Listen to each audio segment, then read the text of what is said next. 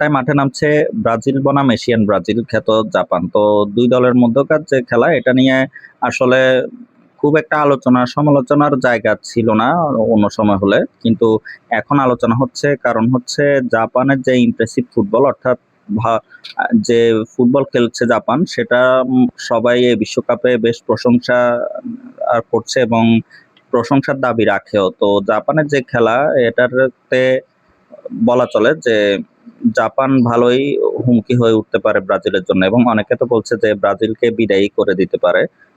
অন্য সময় হলে হয়তো হয়তো এই আলোচনাটা উঠতো না বা উঠার কথাও ছিল না, কারণ ব্রাজিলের সাথে এর আগে যতবারই খেলেছে জাপান অনেকবারই ব্যবধান। কিন্তু আলোচনার কারণ হচ্ছে তাদের সাম্প্রতিক সময়ের যে ফুটছে সাথে সর্বশেষ যে ম্যাচটা, এই প্রীতি ম্যাচে মুখোমুখি হয়েছিল কিছুদিন আগে দুই দল, তাতে 3-2 গোলে জিতেছিল, জাপান জিতেছিল। যদিও সেই ম্যাচে ব্রাজিলের অনেক মানে এই একাদশে যারা এখন আছে বা প্রত্যাশিত ভাবে এই একাদশে থাকতে পারে এরকম অনেক তারকাই ছিল না, কিন্তু তারপরও ব্রাজিলের বিপক্ষে জিতেছে, এটা অবশ্যই তাদের একটা অনুপ্রেরণা দেবে। এবং জাপান কিন্তু এমন নয় যে শুধু এই বিশ্বকাপেই ভালো খেলছে, জাপান কিন্তু সবসময় বিশ্বকাপে মানে ভালো খেলে, এশিয়ার অন্যতম প্রতিনিধি, এবং জাপান সবসময় নকআউট পর্ব দেখি যে পার হয়ে আসছে এবং নকআউট পর্যন্ত। এবং তারা কিন্তু সাহসী ফুটবল খেলে, এমন নয় যে তারা খুব লো ব্লক ডিফেন্সে খেলছে বা অতিরিক্ত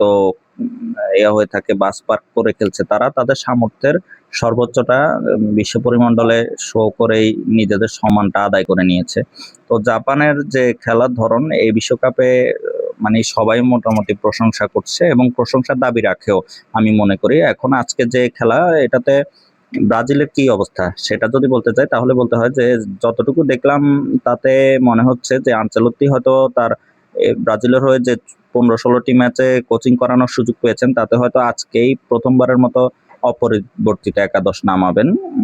তো এটার দ্বারা একটা জিনিস ইঙ্গিত করা যায় যে তিনি একটি স্টেবল একাদশ অবশেষে বা লাইন আপ অবশেষে হয়তো খুঁজে পেয়েছেন। তো সেটা যদি হয়ে থাকে, এখনো তো আসলে একাদশ ঘোষণা করা হয়নি, তো যদি যে এমনটা হয়ে থাকে তাহলে বলা চলে যে করবে এই নেইমার এই ম্যাচও বেঞ্চে থাকবেন, হয়তোবা দ্বিতীয়ার্ধের শুরুতে তিনি মাঠে নামবেন যদি, বা 60-70 মিনিটের দিকে মাঠে নামবেন। তো আমিও মনে করি এক্ষেত্রে নেইমারের উপর আসলে এই মুহূর্তে খুব বেশি চাপ দেওয়াটা ঠিক হবে না। নেইমারকে রিল্যাক্স রেখে আর একটু স্টেবল করে তারপরেই একাদশে নেয়ার ঝুঁকিটা মানে এই মুহূর্তে নেওয়াটা একটু ঝুঁকি হয়ে যায় বলেই আমি মনে করি। কারণ যদি এই ম্যাচটা ব্রাজিল ঠিক মতে পার হতে পারে তাহলে সামনে কিন্তু ব্রাজিলের আরো কঠিন প্রতিপক্ষ পড়বে। সেই ক্ষেত্রে নেইমারের মতো প্লেয়ারকে আরো ভালোভাবে তখন বেশি করে দরকার হবে। তো সেজন্য আমি বলবো যে আজকে যদি নেইমারকে আজকেও যদি বেঞ্চে রাখা হয় সেটা হবে ভালো ডিসিশন। এই বিশ্বকাপে এমন নয় যে নেইমার ব্রাজিলের মেইন ম্যান হিসেবে খেলতে আসছে, নেইমারকে রাখাই হয়েছে মূলত আসলে এক্সপিরিয়েন্স এবং তার যে তা সে হচ্ছে আসলে ব্রাজিলের বর্তমান যে জেনারেশন বা বর্তমানে যে স্কোয়াডটা এটা আর অনেকেরই আগে হচ্ছে নেইমার। তো নেইমারের মতো একজন আসলে স্কোয়াডে থাকা মানে বিশাল কিছু। এমনিতে ব্রাজিল কিন্তু আমি যেটা ব্রাজিলকে নিয়ে যে ভিডিওগুলো করেছি বা বলেছি কথা বলেছি সবখানে বলেছি যে ব্রাজিল হচ্ছে একমাত্র দল যারা একজন প্লেয়ার কম নিয়ে খেলছে, অর্থাৎ তারা 25 জন নিয়ে খেলছে। কারণ হচ্ছে নেইমার খেলতে পারবে কিনা তার কোনো নিশ্চয়তা নেই, সেটা নিয়ে বলার জন্য সেটার জন্য এই কথাটা বলা। তো এখন যেটা হচ্ছে নেইমারকে আমি বলবো যে যদি বেঞ্চ করা হয় সেটাই ভালো হবে এই ম্যাচে। দ্বিতীয়ার্ধের নামুক, শুরুতে দরকার হলে শুরুতেই নামুক, আস্তে আস্তে করে সে রিদম ফিরে পাক। যদিও সে গত ম্যাচে মাত্র 20 মিনিটের মতো খেলেই অলরেডি 3টি চান্স ক্রিয়েট করে ফেলেছে এবং চান্স ক্রিয়েশনের দিক থেকে হয়তো টপ 2 বা 3-তে চলে এসেছে। এখন পর্যন্ত যতটুকু স্ট্যাট দেখলাম তাতে 4টি করে সুযোগ তৈরি করেছে অনেক প্লেয়ার ইয়াতে, কিন্তু ব্রুনো গুইমারেস তারপরে লুকাস পাকুয়েতারা ব্রাজিলের হয়ে, তো অথচ নেইমার এক ম্যাচে নেমেই সেটা 3টা করে দেখিয়েছে। তো নেইমারের ক্যালিবার বোঝানোর জন্য জাস্ট এটাই যথেষ্ট। সেজন্যই বলবো নেইমারকে আমাদের লাগবে এবং অর্থাৎ ব্রাজিলের দরকার হবে। এবং সামনে যদি আজকের ম্যাচটা যদি ব্রাজিল ভালোভাবে পার হতে পারে তাহলে নেইমার সামনের দিকে আরো ভালোভাবে অবদান রাখতে পারবে। তো আমি এটা আসলে ব্রাজিলকে নিয়ে যেভাবে বলছি, এটা বিষয়টা এমন নয় যে ব্রাজিল খুব সহজেই জাপানকে ইয়া করে ফেলবে, ফেস করতে পারবে, কারণ জাপান ভালোই চ্যালেঞ্জ ছুড়ে দেবে, এটা বোঝাই যাচ্ছে। জাপানের খেলার ধরনে বোঝা যাচ্ছে এবং তাদের যে বডি ল্যাঙ্গুয়েজ, প্লেয়াররা যেভাবে কথা বলছে। একজন প্লেয়ার বললো যে প্লেয়ারটার নাম মনে পড়ছে না, যাই হোক, তো প্লেয়ারটা বললো যে আমরা জানি যে নেইমার কি, কিন্তু নেইমার এখন আর ওই মানের প্লেয়ার না, এবং ব্রাজিলও এখন আর ওই মানের প্লেয়ার না, ব্রাজিলকে নিয়ে কেউ কথা বলছে না। তো এটা কিন্তু আমি নিজেও বলেছি, ব্রাজিল ফ্যান হলেও বারবারই বলেছি যে এই বিশ্বকাপে ব্রাজিলকে নিয়ে আসলে খুব একটা উচ্চাভিলাষী আকাঙ্ক্ষা রাখার কোনো কারণ নেই, আবার একবার আশাহত হওয়ারও কোনো কারণ নেই। তো আস্তে আস্তে ম্যাচ বাই ম্যাচ ধরে এগোনোটা ব্রাজিল ফ্যানদের জন্য ভালো হবে, একটু সেফ জোনে থাকার জন্য। তো এটাই বলবো যে এটা একদিক থেকে ব্রাজিলের জন্য ভালো হচ্ছে, আবার আরেক দিক থেকে শুনতে খারাপ লাগছে যে ব্রাজিল তো আসলে এই স্ট্যাটাসটা ব্রাজিলের সাথে একটু বেমানান। তো তারপরে যাই হোক, এটা বাস্তবতা মেনে নিয়ে কথা বলাটা হচ্ছে যুক্তিসঙ্গত এবং বুদ্ধিমানের কাজ বলে মনে করি। তো সেই হিসেবেই বলবো যে দেখা যাক ব্রাজিল কেমন খেলে, জাপান তাদেরকে কেমন চ্যালেঞ্জ জানাতে পারে, আর ব্রাজিলও বা এটা কিভাবে সামলায়। তো ব্রাজিলের খেলা নিয়ে যেটা বলবো, ব্রাজিলের স্কটল্যান্ডের সাথে বা হাইতির সাথে যে ম্যাচ, সেগুলোতে ব্রাজিলের খেলা উন্নতির ছাপ লক্ষ্য করা গিয়েছে। তবে একটা জিনিস বিরক্ত লাগছে যে ব্রাজিল কিন্তু সুযোগ পাওয়া সত্ত্বেও দেখা যায় যে গোল করার এটা হারিয়ে যায়, হঠাৎ করে দেখা গেছে সেফ জোনে গেল, এরপর আর গোল করার থাকে না। এগুলো আমার একটু অপছন্দের বিষয়। এই জিনিসটাতে অবশ্য বড় দলগুলোর মধ্যে জার্মানি একটু এগিয়ে। জার্মানি যদি সুযোগ পায় এক ম্যাচে প্রতিপক্ষকে 5-6টা গোল দিতে, তারা কখনো কার্পণ্য করবে না। এটা একটা বিষয় আছে।